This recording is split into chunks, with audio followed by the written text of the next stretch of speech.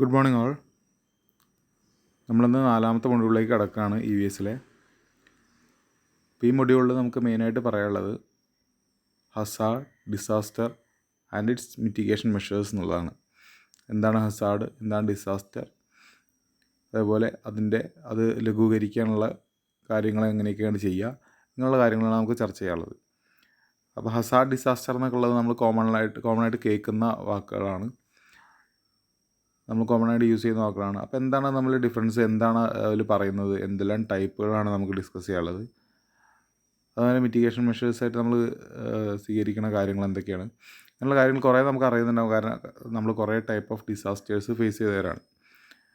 അപ്പോൾ ആ കോമൺ ആയിട്ടുള്ള കാര്യങ്ങൾ മനസ്സിലാക്കുകയാണ് നമുക്കിവിടെ വേണ്ടത്. നമുക്ക് ഓരോന്നായിട്ട് നോക്കാം. ആദ്യം എന്താണ് ഹസാർഡ് എന്നും ഡിസാസ്റ്റർ എന്നുള്ളതും തമ്മിലുള്ളൊരു അത് എൻ്റെ ഒരു ബേസിക് ഐഡിയ, എന്താണ് ഡിഫറൻസ് എന്നുള്ളതിൻ്റെ ഒരു ബേസിക് അണ്ടർസ്റ്റാൻഡിങ് നമുക്ക് നോക്കാം. ഹസാർഡ് എന്താ നോക്കാം ആദ്യം. ഇങ്ങനെയാണ് പറഞ്ഞിരിക്കുന്നത്: it's a phenomena that pose a threat to people, structure or economic asset and which may cause a disaster. They could be either man made or naturally occurring. Hazard എന്ന് പറയുന്നത് ഡിസാസ്റ്ററിന് കാരണമായിട്ടുള്ള സംഗതി എന്താണോ അതിനാണ് ഹസാർഡ് എന്ന് പറയുക. ഒരു അപകട സാധ്യത, ആ സാധ്യതയ്ക്കാണ് നമ്മൾ ഹസാർഡ് എന്ന് പറയുക. അതെന്ത് ചെയ്യും, ആ ഹസാർഡ് എന്ത് ചെയ്യും, അതൊരു ഡിസാസ്റ്റർ കോസ് ചെയ്യും, അല്ലെങ്കിൽ ഡിസാസ്റ്ററിന് കാരണമാവും. ഡിസാസ്റ്റർ എന്ന് പറഞ്ഞാൽ വലിയ രീതിയിലുള്ള അപകടങ്ങൾ, വലിയ കാര്യങ്ങൾക്കാണ്, നമുക്ക് വലിയ ഡാമേജുകൾ ഉണ്ടാക്കുന്ന അപകടങ്ങൾക്കാണ് നമ്മൾ യൂഷ്വലി ഡിസാസ്റ്റർ എന്ന് പറയുക. അപ്പോൾ ഇങ്ങനെ അതിനുള്ള കാരണം എന്താണോ അതിനെ നമുക്ക് ഹസാർഡ് എന്ന് പറയാം. അപ്പോൾ എന്താണ് ഡിസാസ്റ്റർ നമ്മൾ ഏകദേശം മനസ്സിലാക്കി. The occurrence of sudden or major misfortune that disturbs the basic fabric and normal function of A society.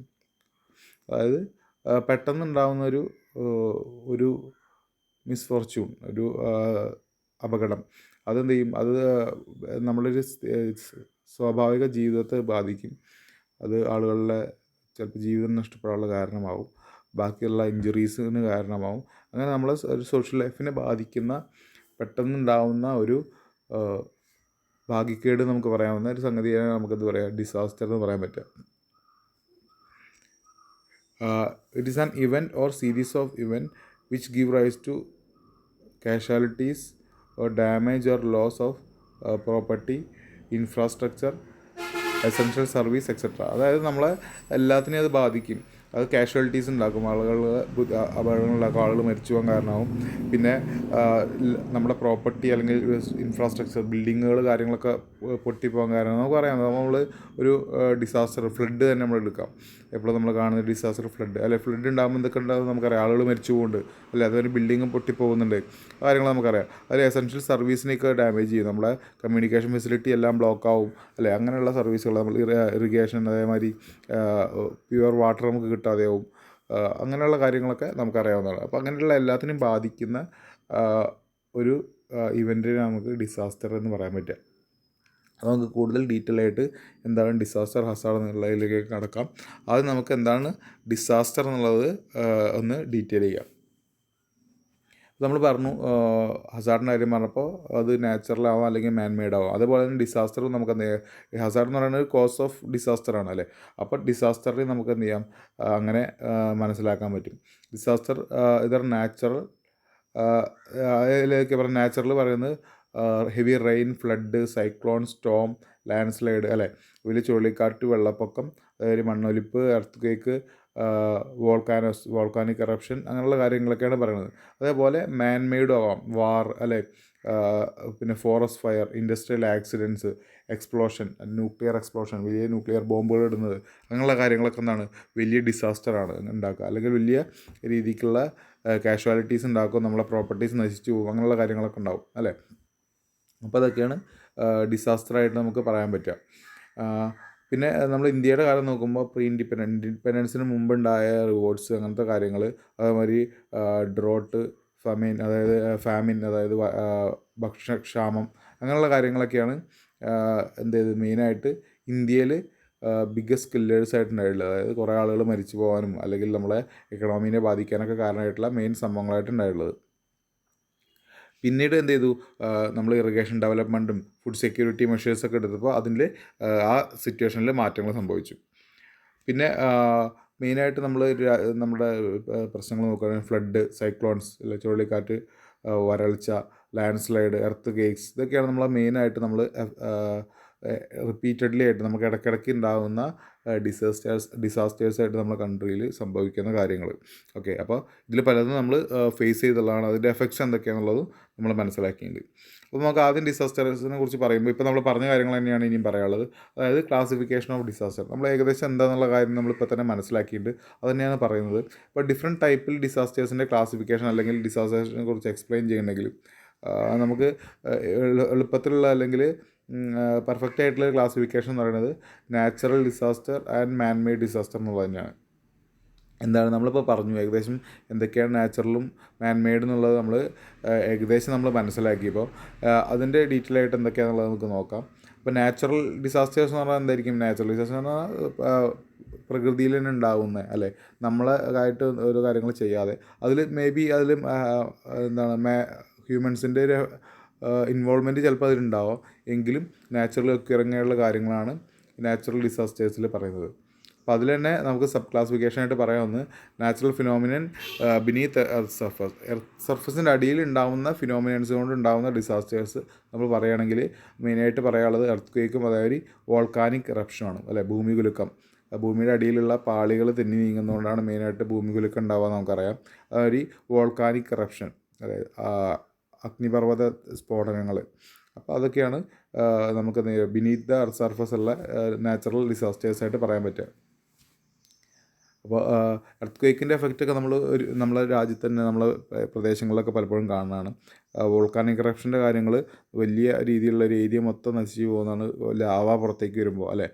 പല സിനിമകളിലൊക്കെ നമുക്കത് കാണാൻ സാധിക്കും അതിൻ്റെ എഫക്റ്റുകൾ എന്തൊക്കെയാണെന്നുള്ളത്. പിന്നെ അടുത്ത് നമ്മൾ നാച്ചുറൽ ഫിനോമിനൻസ് ആണ് പറയുന്നത്. നാച്ചുറൽ ഫിനോമിന പറഞ്ഞുകൊണ്ടിരിക്കുന്നതിൽ അത് സർഫസിൽ ഉണ്ടാവുന്ന ഫിനോമിനൻസ് എന്തൊക്കെയാണെന്ന് നമുക്ക് നോക്കാം, അല്ലെങ്കിൽ ഡിസാസ്റ്റേഴ്സ് എന്നൊക്കെ നോക്കാം. അതിനൊന്ന് ലാൻഡ് സ്ലൈഡാണ്, അല്ലേ, മണ്ണൊലിപ്പ് വലിയ രീതിയിലുള്ള. നമ്മൾ കേരളത്തിൽ തന്നെ നമ്മൾ കണ്ടിട്ടുള്ള വലിയ വലിയ അപകടങ്ങൾ, നമ്മളെ നിലമ്പൂർ, കവളപ്പാറ പോലുള്ള സ്ഥലങ്ങൾ ഒക്കെ നമ്മൾ കണ്ടു. ഇപ്പോൾ അടുത്ത് നമ്മൾ കണ്ടു. അങ്ങനെ പല രീതിയിൽ നമ്മൾ ലാൻഡ് സ്ലൈഡിൻ്റെ എഫക്റ്റ് നമ്മൾ കണ്ടിട്ടുള്ളതാണ്. വലിയ രീതിയിലുള്ള കാഷ്വാലിറ്റീസും ഡാമേജസും ഒക്കെ ഉണ്ടാക്കാൻ ലാൻഡ് സ്ലൈഡിൽ സാധിക്കും. അതൊരു അവലാഞ്ചേഴ്സ് പറഞ്ഞാൽ ഈ മഞ്ഞുപാളികൾ അടർന്നു വീഴുക, അല്ലെങ്കിൽ മണ്ണൊലിപ്പ് പോലെ മഞ്ഞ് ഒലിച്ചു വരുന്നതിനാണ് നമ്മൾ അവലാഞ്ച് എന്ന് പറയുക. അതായത് ഈ മെട്രോളജിക്കൽ ആൻഡ് ഹൈഡ്രോളജിക്കൽ ഫിനോമിനൻ എന്താ പറയുക, വാട്ടർ പ്രഷർ പോലുള്ള കാര്യങ്ങളൊക്കെയാണ് പറയുന്നത്. പിന്നെ വിൻഡ് സ്റ്റോം, വലിയ ചുഴലിക്കാറ്റ്, അതേമാതിരി പൊടിക്കാറ്റ്, അങ്ങനെ കാര്യങ്ങളൊക്കെ ഉണ്ടാവുക. ഹെവി റെയിനിന് ഇത് കാരണമാവും. അങ്ങനെയുള്ള കാര്യങ്ങൾ, വലിയ കാറ്റും മഴയും കൂടി ഉള്ളതിനാണ് നമ്മൾ സ്റ്റോം എന്ന് പറയുക. അങ്ങനെ അതൊക്കെ വലിയ ഡാമേജസ് ഉണ്ടാക്കും. ടൊർണോഡോസ്, അതേമാതിരി hail storm and snow storm, അതായത് മഞ്ഞ് കഷ്ണങ്ങളൊക്കെ വീഴുക, മഴ പോലെ പൊഴിയുക. സ്നോ അതേമാതിരി വലിയ രീതിയിൽ സ്റ്റോം ഉണ്ടാവുക. നമ്മൾ വലിയ രീതിയിൽ മഴ പെയ്യുന്ന പോലെ മഞ്ഞ് പെയ്ത് അങ്ങനെ ഉണ്ടാവും അതിൻ്റെ എഫക്റ്റുകൾ. Sea surge, flash flood or cloud burst, അതായത് തിരമാല കൊണ്ടുള്ള അറ്റാക്കുകൾ, അല്ലേ, സുനാമി പോലുള്ള കാര്യങ്ങൾ നമ്മൾ കണ്ടു വലിയ രീതിക്ക്. അതായത് പെട്ടെന്ന് ഫ്ലഡ് ഉണ്ടാവുക. ക്ലൗഡ് ബേസ്റ്റ് പറഞ്ഞാൽ വലിയ രീതിയിൽ ഹെവി റെയിൻസിന് അത് കാരണമാവും. അങ്ങനെയുള്ള കാര്യങ്ങൾ, ഫ്ലഡ്, ഡ്രോട്ട്, ഇതൊക്കെ നമുക്ക് നാച്ചുറൽ ഫിനോമിനൻ എർത്ത് സർഫസിൽ നടക്കുന്നതായിട്ട് നമുക്ക് പറയാൻ സാധിക്കും. അതേപോലെ ഒന്ന് പറയാനുള്ളത് ബയോളജിക്കൽ ഫിനോമിനനാണ്. നാച്ചുറൽ ഫിനോമിനനെ ബയോളജിക്കൽ ഫിനോമിനൻ ഉണ്ട്. ഒന്ന് പറയുന്നത് ലോക്കസ് വേംസ് എന്നാണ്. അതായത് വലിയ രീതിക്കുള്ള വേംസ്, ചെറിയ പുഴുക്കൾ, അതേമാതിരി ചെറിയ ജീവികളൊക്കെ വന്നിട്ട് വലിയ രീതിയിൽ നമ്മുടെ കൃഷി അല്ലെങ്കിൽ നമ്മളെ എക്കോസിസ്റ്റത്തിനൊക്കെ എഫക്റ്റ് ചെയ്യുന്നതാണ് ഈ ലോക്കസ് വേംസ് എന്ന് പറയുക. അതായത് അധികമായിട്ട് ഭക്ഷിക്കുകയും അധികം നാശനഷ്ടങ്ങൾ ഉണ്ടാക്കുകയും ചെയ്യുന്ന ടൈപ്പ് ജീവികൾക്കൊക്കെയാണ് പറയുക. നമ്മൾ വെട്ടുകിളി ആക്രമണങ്ങളെക്കുറിച്ചൊക്കെ നമ്മൾ കേട്ടിട്ടുണ്ടാവും. അതൊക്കെ നമുക്ക് ഈ കാറ്റഗറിയിൽ പറയാവുന്നതാണ്. കൃഷി നശിച്ചു പോകും, അല്ലേ. നമ്മൾ പറഞ്ഞിരുന്നു ബയോഡൈവേഴ്സിറ്റിയുടെ കാര്യത്തിൽ, എക്കോസിസ്റ്റത്തിൻ്റെ കാര്യത്തിലൊക്കെ എക്കോസിസ്റ്റത്തിൻ്റെ ആ ബാലൻസിനെ പലപ്പോഴും ബാധിക്കുന്ന രീതിക്ക് അവ എഫക്റ്റ് ചെയ്യുന്നു.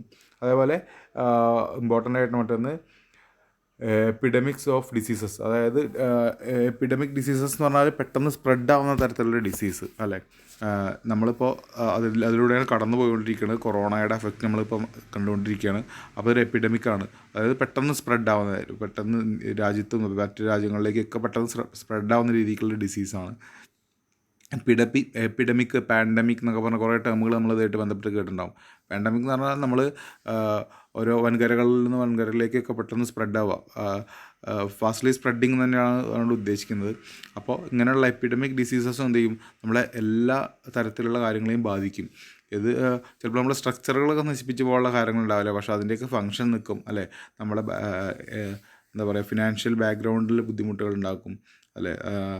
നമ്മളെ എക്കണോമി അല്ലെ, രാജ്യത്തിൻ്റെ മൊത്തത്തിലുള്ള എക്കണോമിയെ തന്നെ അത് ബാധിക്കും. അങ്ങനെ ഡെയിലി ലൈഫിനെ ബാധിക്കും, നമ്മുടെ ഫങ്ഷനിനെ ബാധിക്കും. അതേപോലെ ആളുകൾ മരിച്ചു പോകാനുള്ള സാധ്യതകളുണ്ട്. കുറേ ആളുകൾ ഇപ്പോൾ ഇന്ത്യയിൽ മരിച്ചു പോയി അല്ലേ. പലർക്കും ഒരു രീതിക്കുള്ള അസുഖങ്ങളുണ്ടായി, സീരിയസ് ആയ ആളുകൾ, അങ്ങനെയുള്ള കാര്യങ്ങളൊക്കെ സംഭവിക്കും ഇതേപോലെയുള്ള ഡിസീസസും ഉണ്ട്. അപ്പോൾ അതിൻ്റെ എഫക്റ്റും ഇപ്പോൾ നമ്മൾ എന്ത് ചെയ്തു, നമ്മൾ കണ്ട് മനസ്സിലാക്കി. നല്ല കാര്യങ്ങളിൽ കൂടി അത് നമ്മൾ അറിഞ്ഞിട്ടുള്ള കാര്യമാണ്. അപ്പോൾ ഇതൊക്കെയാണ് ബയോളജിക്കൽ ഫിനോമിനൻസിൽ നമുക്ക് മെയിനായിട്ട് പറയാനുള്ളത്. ഓക്കെ, അപ്പോൾ നമ്മൾ ഇന്ന് ഡിസ്കസ് ചെയ്തത് മെയിനായിട്ട് ഡിസാസ്റ്റേഴ്സിനെ കുറിച്ച് തന്നെയാണ്. എന്താണ് ഹസാർഡ്സ് നമ്മൾ ജസ്റ്റ് പറഞ്ഞെങ്കിലും ഡിസാസ്റ്റേഴ്സിൻ്റെ ക്ലാസിഫിക്കേഷനാണ് നമ്മൾ മെയിനായിട്ട് പറഞ്ഞത്. ഇതാണ് ഇമ്പോർട്ടൻ്റ് ആയിട്ടുള്ളത്, natural disasters and man made disaster. അപ്പോൾ അതിൽ മാൻ മെയ്ഡ് നമ്മൾ പറഞ്ഞിട്ടില്ല, അടുത്ത ക്ലാസ്സിൽ നമുക്ക് പറയാം. നാച്ചുറൽ ഡിസാസ്റ്റേഴ്സിൻ്റെ സബായിട്ടുള്ള കാര്യങ്ങളാണ് പറഞ്ഞത്. എളുപ്പത്തിൽ പെട്ടെന്ന് മനസ്സിലാക്കാവുന്ന കാര്യങ്ങൾ തന്നെ. അപ്പോൾ അത് പോയിൻ്റ് വൈസ് ഓരോ കാര്യങ്ങൾ മനസ്സിലാക്കി വയ്ക്കുക. Okay, thank you.